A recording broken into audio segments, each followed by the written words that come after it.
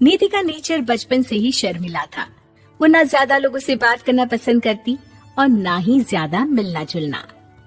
निधि, ये पैसे ले जरा और बाजार से चीनी तो ले आ। नहीं माँ, मैं नहीं जाऊंगी, मुझे शर्म आती है, आप ही चले जाओ ना। अरे पता नहीं क्या करेगी ये लड़की, जीवन में कभी कुछ किया ही नहीं सिवाय पढ़ाई और घर के कामों के। इसकी शादी भी आसपास ही कहीं करवा दो, दूर जाकर इसका गुजारा कैसे होगा। निधि सुनती सबकी, समझती भी, लेकिन चुप करके रह जाती। एक दिन पिता के दोस्त अपने परिवार के साथ निधि के घर खाने पर आते हैं। उनकी बेटी बहुत ही स्मार्ट होती है। निधि बेटा, वीणा के साथ बात करो, देखो अंकल की बेटी भी आई है उनके साथ। निधि वीणा के साथ वहीं बैठ जाती है। चलो ना अंदर चलते हैं, यहाँ कहाँ बड़े लोगों के बीच बैठे। निधि माँ की तरफ देखती है और अंदर चली जाती है। वैसे मैंने ना अपना चैनल खोला है, तुम सब्सक्राइब करना उसमें।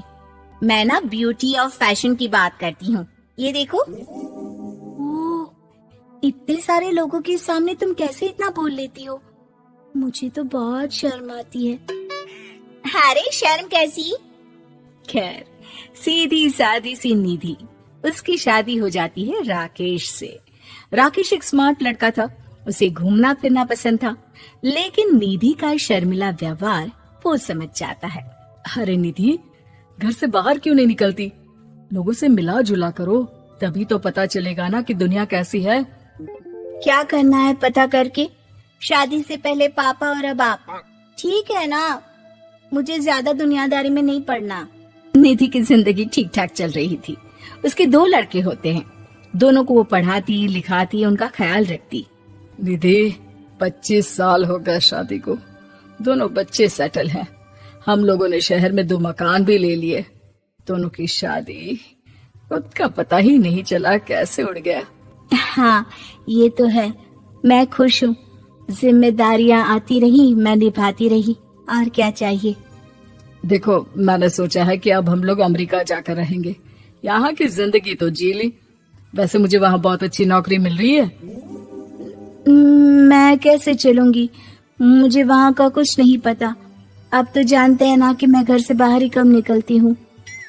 अरे तो क्या हुआ, वहाँ भी घर में ही रहना है ना, मैं हूँ ना, नौकरी करूँगा। निधि मान जाती है और पति के साथ अमेरिका चली जाती है। माँ, तुम्हारी बहू को बच्चा होने वाला है, तो क्या तुम 2 महीने के लिए यहाँ आ सकती हो? मुझे तुम्हारी बहुत जरूरत है, मैं टिकट भेज देता हूँ। हाँ हाँ, ये तो बहुत खुशी की बात है। मेरा भी मन सबसे मिलने का कर रहा था, पर क्या माँ पर? अब मैं आऊंगी कैसे? पापा से बात करती हूँ। देखो माँ, प्लीज बहाना मत बनाना, तुम जानती हो ना इस वक्त में मैं किसी पर भरोसा नहीं कर सकता हूँ। निधि पति को सारी बात बताती है। क्या आप भी चलेंगे? निधि, आने जाने में बड़ा खर्च हो जाएगा, ऊपर से मुझे यहाँ छुट्टी नहीं मिलेगी। बहू पर वक्त ऐसा है कि तुमको तो जाना ही पड़ेगा। मैं अकेले दुकान तक तो नहीं जा पाती, इतनी दूर भारत कैसे जाऊंगी, मुझसे नहीं होगा। लेकिन सबके कहने पर निधि को जाना ही पड़ता है। एयरपोर्ट में घबराई निधि एक मुसाफिर से कहती है, मैं ना भारत जा रही हूँ, दिल्ली जाने वाली फ्लाइट।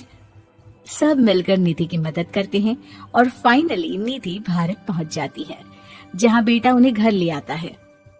वाह माँ जी, यहाँ तो मैं भोपाल तक नहीं जा पाती, आप अमेरिका से आ गई। भाई चालाकी तो औरतों में होनी ही चाहिए, यहाँ हम बुद्धू के बुद्धू रह गए।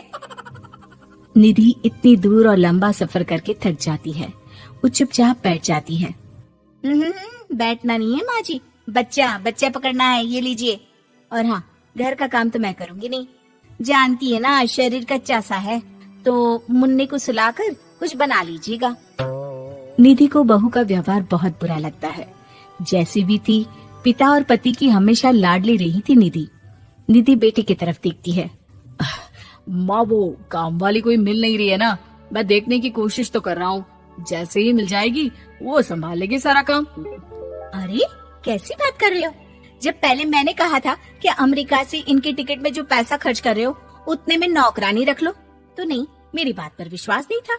कि ना ना कोई मेरे बच्चे को अच्छे से नहीं संभालेगा। अब इनका भी खर्चा और नौकरानी का भी खर्चा। अरे ना जी ना, मैं नहीं संभाल सकती।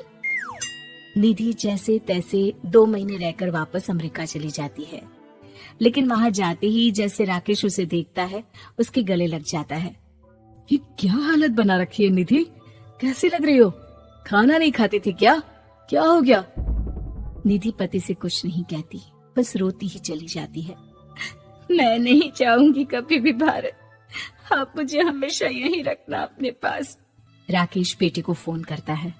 तुम्हारी माँ की जो दुर्दशा करके तुमने भेजा है ना, मुझे पता होता तो मैं अपनी बीवी को कभी तुम्हारे पास नहीं भेजता। पापा, आप तो रीना का नेचर जानते हैं ना, वो माँ पर हावी रहती थी। अब मैं तो ऑफिस चला जाता था, वो माँ पर जुल्म करती है और माँ भी इतनी सीधी है कि चुपचाप सहती रही।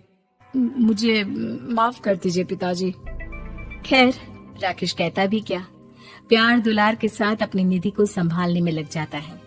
लेकिन कहते ना, वक्त हमेशा एक सा नहीं रहता। अमेरिका में ही राकेश की मृत्यु हो जाती है और निधि अकेली रह जाती है। बड़ा बेटा कहता है, माँ भारत चलो ना, हम लोग साथ रहेंगे। निधि को जैसे ही वो सब सीन्स याद आते हैं वो परेशान हो जाती है।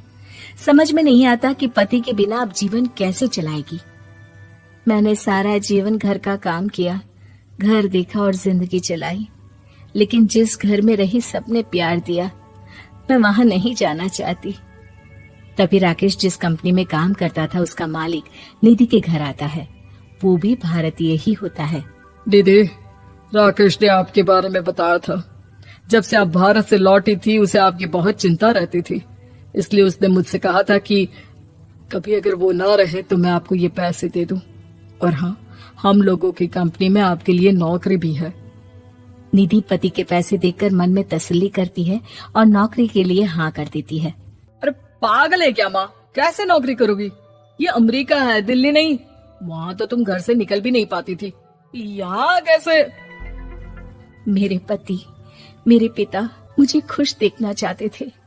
वो लोग जब तक थे मुझे किसी चीज के लिए ना फोर्स किया, ना कभी कमी होने दी। पर अब मुझे जीवन जीने के लिए घर से निकलना ही होगा। बेटा, तुम तो अगली फ्लाइट से भारत लौट जाओ, मैं यहीं खुश हूँ।